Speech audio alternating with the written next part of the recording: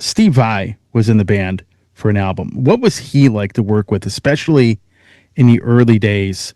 His earlier days, actually. Yeah. Uh, uh, he was great. He was feeling his way through. He'd never been in a band like that. I mean, he played with Zappa, but that's not like a band. So this was the first, I think, band that he'd been in.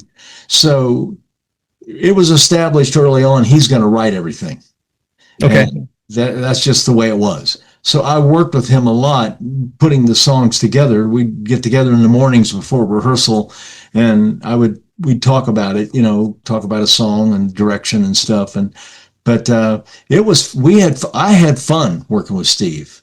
And as a keyboard player, it was good for me. It really pulled me up. He's a much better musician than I am.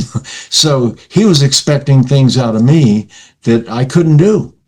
But I had to figure it out and practice until I got it to get those parts for the record. So it was great for me, and I loved working. I loved that, and nice guy. So he wasn't being a jerk about it. He was just like, this is what he's hearing in his head. Can you do this? And I go, oh man, I don't know. That's a tough one. He goes, well, boy, really cool if you can play it this way or that way. And so I went for it. So I loved working with the guy. Mm-hmm. But it was obvious to me pretty early on that he was going to move on, that he was going to, right. He needed to be Steve Vai. I was a little surprised, actually, that the David Lee Roth gig, I certainly didn't, when he told me, he says, I'm leaving, I'm going to join David Lee Roth. I totally understood. That's just like, oh, absolutely. Yeah. But I was a little surprised because I thought for sure he would say, I'm leaving because I'm going to do my own solo thing. And I've got this guy I'm playing with, and I'm going to do this, and we're going to make a record. But it's going to be the Steve Vai band, what he is now. Yeah. And then when he did the White Snake thing, I thought, okay, so he's making money. You play, people want you, you play and you make money. Okay, fair enough.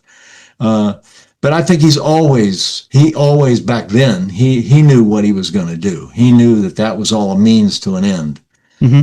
to do what he's doing now, which is, being Steve Vai.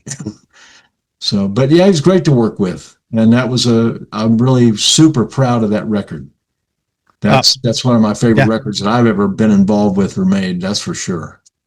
Yeah, that's like I said, of the old stuff. That's my favorite of those three albums, especially. So a couple more questions. The upcoming album you guys are writing, not the one coming out in November, but the next studio album. Right. How would you probably compare some of that? Because Giles is in the writing process. How would you compare a lot of those songs to, say, some of the last couple records you've done? Now Giles grew up on the band. He grew up on a lot of great bands, which we've talked about with each other, over the last couple years. But you guys are writing this record with a new person, and I'm just curious how you would compare some of those songs to, say, the last couple records.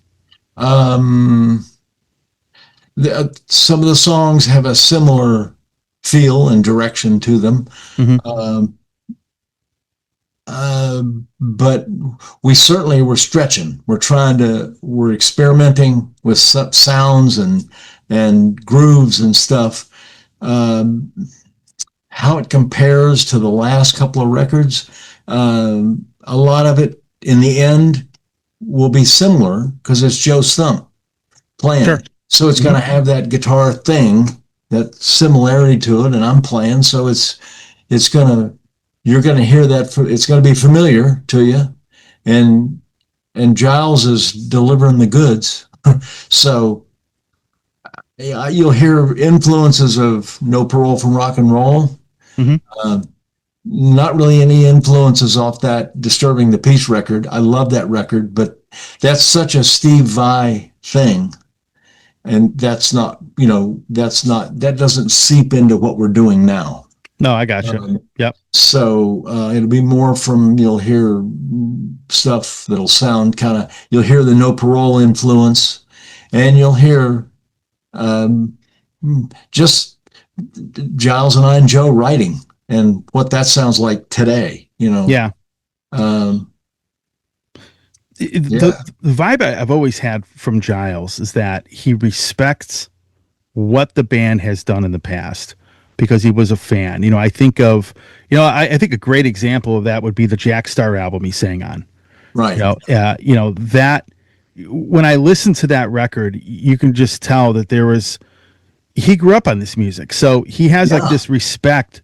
He has a respect level for a lot of these artists and what they've done, yeah, and he really wants to pay homage to that. I think he did a great job of that in Warlord, yeah, and doing yeah, getting getting Bill's music on there, yeah, and I think he did the same thing with the Jack Star album, the Out of the Darkness Part 2. So I'm thinking that this Alcatrazz album, you're going to have a little bit of that. yes. Giles is a huge fan of the band back in the day. Mm-hmm. It's not like there's this guy playing with us that was a fan. You know, I don't think of that way. I mean, he is and he was, but when he sings and writes, he's not thinking of what Alcatraz used to be or what I got to do. I've got to be like Graham or he's Giles. So it'll sound like exactly who we are today. Right. Uh, Not like Giles trying to sound like somebody from 30 years ago, whatever. Mm-hmm. Uh, and Graham's one of his favorite singers, as he is mine today. So, but Giles is being Giles. And when we write together, we don't think about it. I don't think about like, well, what's Giles going to write here and what's he going to do? It just happens. It's real natural and it just Mm-hmm. happens. And I love what he does. I love what he's writing. And Joe and I and Giles are all on the same page about this. So it just feels good, but it's funny when I think about it, if I stop and think, like there was this kid in New Zealand that was a fan of these records, and he like the Blackthorn record that I was talking about. Giles says he rode his bike, I don't know, 10 miles or something to buy that record when it came out. He was anxiously waiting on that record, and he rode to this record store to buy it, and on his bike. I thought that was funny. I did that a lot as a kid, going up Yeah, the music store. I did too. Yeah. I did too. When I was 15, 16, riding Yeah. my little BMX bike to the music store, Yeah. scrounging enough allowance money to pay the $12.99 for the CD. Right. Yeah. There weren't even CDs, and this is showing my age. There weren't Yeah. CDs when I rode my bike we lived in Ohio. I'd grown up in Huntington, West Virginia. We moved over into Ohio, Okay. but I kept going back to Huntington. I had friends in Huntington. And so as a kid, I'd get on my bike and ride the 10 miles back across the Ohio River to Huntington. And my record store was there. So I would ride over there. And I remember buying a Hollies record, a single. Mm-hmm. Yeah. And I I always called the store. Yeah. Do you have that? Do you have that? Do you have that? Yeah. And I rode over and bought that Yep. Hollies single. And Yeah. My favorite song by the Hollies was always Bus Stop. oh my God. Oh. There's a jukebox downstairs that plays 45s. I have that song in there actually. Oh my God. That's my dream, is to have a jukebox Mm-hmm. with all those songs. Mm-hmm. And Yeah. I lived in New York for a while, lived with a girl that worked for Phil Ramone, who produced Billy Joel and stuff. And one day Michelle says to me, come on downtown with me. We're going to Bleecker Bob's in the city, down in the village. And he sold vintage records. I mean, thousands of vintage records. Billy Joel wanted a jukebox, so he sent Michelle on this mission to buy this whole list of those records. And that was so much fun. Yeah. Like I'm watching her buy this stuff and like, oh man, I wish I had. Oh, I remember that song. I mean, everything from Hollies to Temptations to, Elvis to Buddy Holly to whatever. Billy Joel was living the dream, putting that together for his jukebox. Yeah. It was the coolest thing. I go through those streaks where I listen to music from the 50s and the 60s. So, it's funny you bring them up because I was just listening to them last week, actually. I was listening to all these 60s bands, the Animals, Yeah. The Hollies, even some of the Beatles.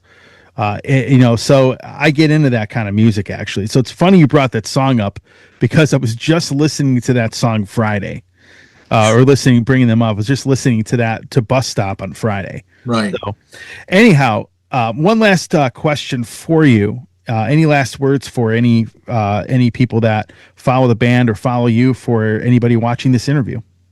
Well, I can't tell you how much I appreciate, tell the fans how much I appreciate them being loyal and following the band. Mm-hmm. And I really hope they can come see us live. I know it's tough because we play in Europe mostly. Hopefully we'll do a U.S. tour. We did a U.S. tour, but we'll do another one and they can come see us. But I just really appreciate them supporting us by buying the music and listening to the music and getting into what we're doing. That's why we do it. Don't really do it for me. I do it. I love playing it and I love writing it, but you hope that people out there are listening and love it. So thank you. Hey, it's Tony here from the Metal Command Show. I want to thank you for watching this portion of the program. Since 1998, I have hosted the show, which started off as a radio program and is now into the podcast format. So I want to thank you for watching and or listening. And if you want to support the program, hit the subscribe button, hit that little bell to be notified anytime I do post any content. A lot of you have been supporting the show and really, really helping this show grow, and I cannot do it without all of you. So with that said, thanks for watching. Stay metal.